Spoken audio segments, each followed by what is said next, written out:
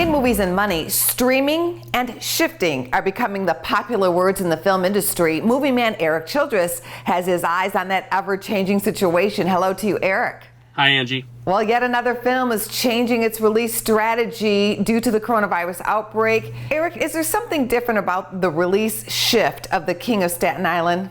Well, Angie, the previous high-profile films on the release schedule from April into the summer were all aimed at children and families. Trolls World Tour made the first big leap with this strategy, then recently followed by Warner Brothers' Scoob and Artemis Fall moving directly to Disney Plus's subscription service. But The King of Staten Island is going to test the waters in a different direction, given that this is aimed at more of an adult audience. Judd Apatow's latest comedy is an autobiographical portrait of Saturday Night Live's Pete Davidson, whose father was tragically killed in 9/11. Now, Apatow has had great successes as a director, but in a once crowded summer marketplace, there was certainly no guarantee that a 2-hour-plus comedy with a somewhat divisive, unproven headliner on the big stage was going to draw a crowd. Which is not to say that Apatow doesn't have a knack for taking such talents and giving them a platform to springboard success from, but I think this is a film that may have been drowned out this summer.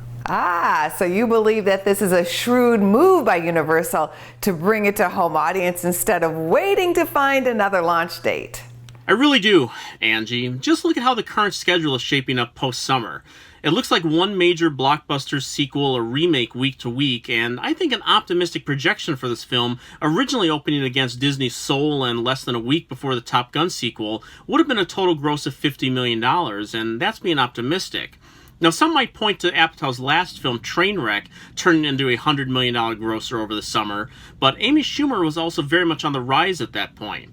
Davidson, on the other hand, had to wait an entire year to see his first big headliner, a solidly funny film called Big Time Adolescence, hit Hulu after its festival premiere, and he has mostly made headlines with his personal life and the faux outrage he received for subversive jokes on SNL.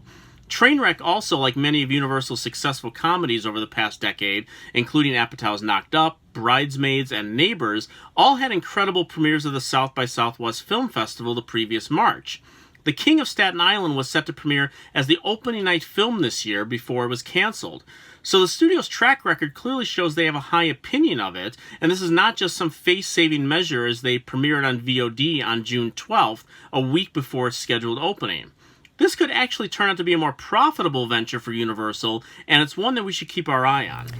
One company that does have its eye on it and may be keeping eyes away from further Universal films is AMC Theaters, whose CEO announced that they would no longer book the films after the recent turn of events with the Trolls World Tour. Lots of controversy there. Yes, and this is one of those situations where sides are being chosen, even while one should also consider both the hierarchy of the industry as well as the symbiotic relationship that exists between studios and theaters.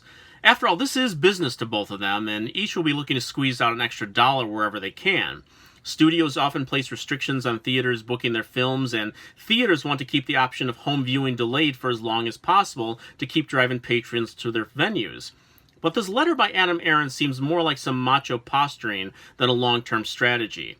AMC may be the largest chain in the U.S. and also the most expensive for moviegoers in many areas, but you may not want to be picking a fight while you are floating stories about your potential bankruptcy, let alone with studios still holding cash cow franchises like Jurassic World, Fast and the Furious, and anything with Minions.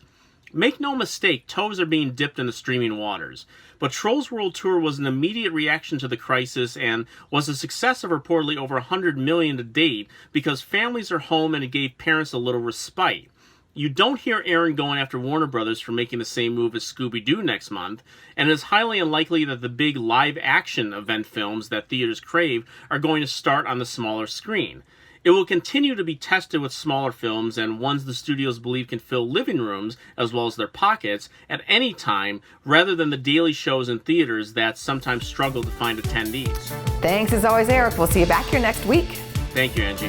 For more Business First AM, check us out on social media. We're on Facebook, YouTube, and Twitter. And go to businessfirstam.com for where to see our show on TV.